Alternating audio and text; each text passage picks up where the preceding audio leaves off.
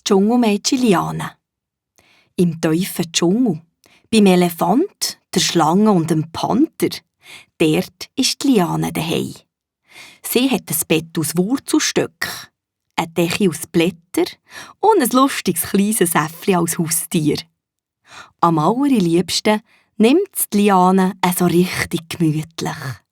Das heisst, sie isst süsse, reife Bananen, trinkt frische Kokosmilch, hört der Dschungelmusik zu, liegt auf dem Rücken am Boden und träumt am Ufer vom glitzerigen Wasserfall vor sich her.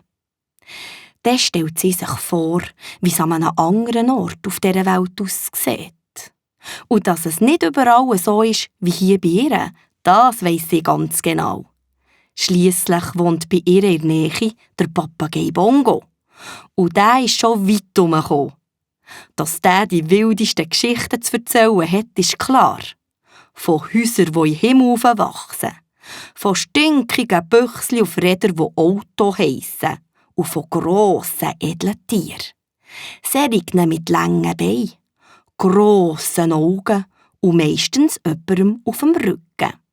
«Rassi das!» hat er erklärt. Je mehr das Liane von diesen Ross gehört hat, desto mehr hat sie selber auch gerne mal auf so einem hocken. Dass es die Ross in verschiedenen Farben gibt, das hat sie übrigens besonders schön gedünkt. Für sie war aber klar, dass weisse Ross, also Schimmeln, die allerwunderschönsten müssen sein. Die Bewohner vom Dschungel haben durch den Papagei Bongo aber noch sonst etwas ganz Wichtiges erfahren. Nämlich, dass es im Regenbogenpalast jemanden gibt, der Träume bringt. Schon gleich ist darum der Traumchef mit seinem Himmelsurfbrett auch im Dschungel herumgekurvt.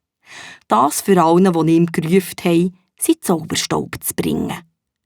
Bei denen, also beim Panther, der grossen, dicken Schlange und noch anderen gefürchigen Tieren, hat er auch ein bisschen pressiert mit Staub rumblasen. Denkt, dass er sich dann selber möglichst schnell aus dem Staub machen konnte. Bei denen war es ihm trotz dem Zauberring nicht geheuer.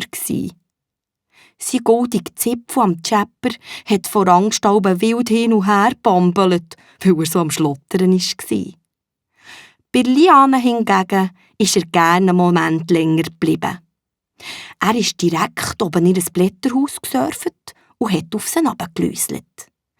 Mit ihren schwarzen, langen Haaren, der dunklen Haut und den tiefen Grübli auf der Backe, wenn sie lacht, war sie einfach eine lustige Nudel.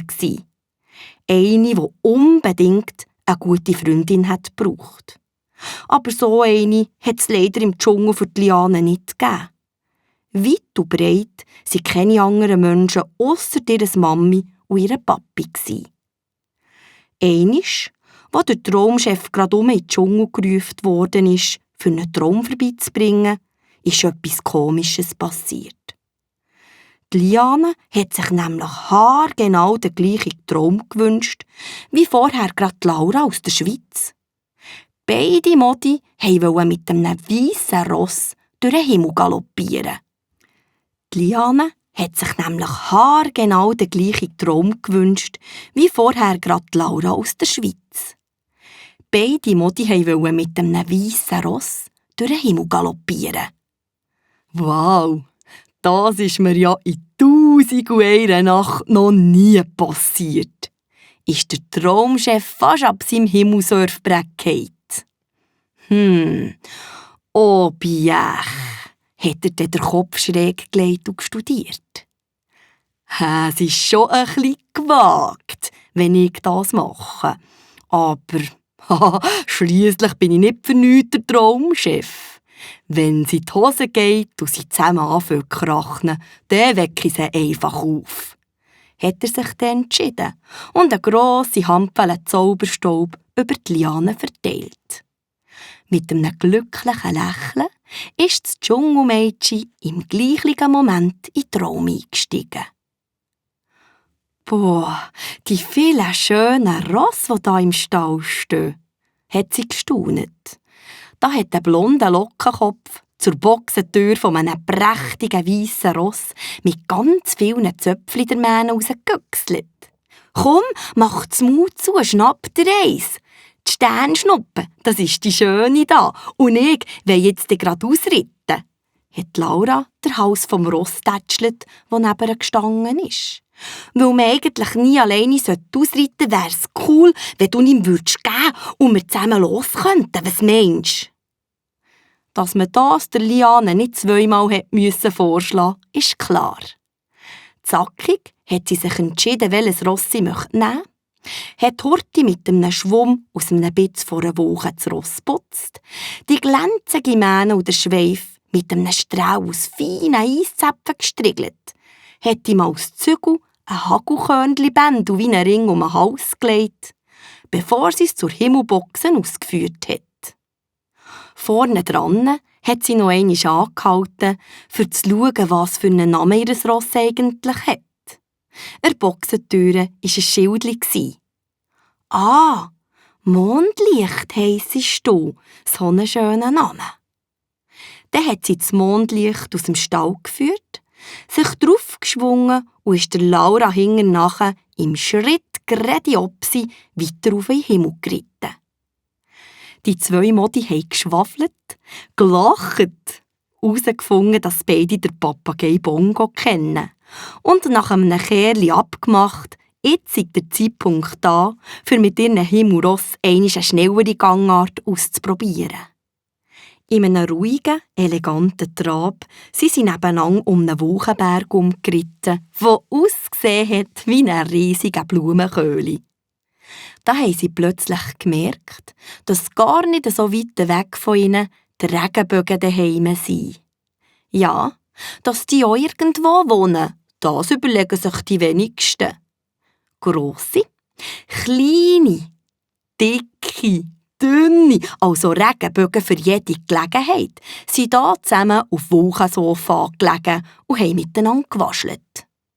Wo die beiden Reiterinnen nach genug waren, für «Hallo alle miteinander» zu rufen, da ist Leben in die Bude gekommen. Die Regenbögen sind aufgejuckt und wollten zusammen mit ihren Gästen etwas spielen. Schliesslich hatten sie so selten Besuch. Darum wollten sie, dass Laura und Liane möglichst lang bei ihnen bleiben. Kurz entschlossen haben sich die Regenbögen in einem grossen Kreis aufgestellt. Über die kleineren konnten die Modi mit ihren Ross drüber kumpen. Unter den grösseren sind sie durchgeritten. Leck, das hat gefeckt. Und dann noch erst die wunderschönen Farben, die auf diesem Gumpiplatz geleuchtet haben. Einfach traumhaft. Und von wegen Traum, der war leider schon bald fertig. Weil die Laura ist von Mami geweckt worden und der Liane ist das Äffli auf dem Bauch herumgetanzt und hat sie an den Haaren gezogen. So ist leider der Ausritt auf den weissen Ross, die im Galopp über Regenbögen springen, zu Ende gegangen. Aber alle wissen, Traumchef aus dem Regenbogenpalast. Das ist der Anfang vom Zauberversli für den Traumchef zu rufen. Das darf man immer machen und da gibt es auch keine Grenzen für jemanden zu besuchen. Die Laura aus der Schweiz und die Liane aus dem Dschungel sind auf jeden Fall auf diesem Weg die allerbesten Freundinnen geworden.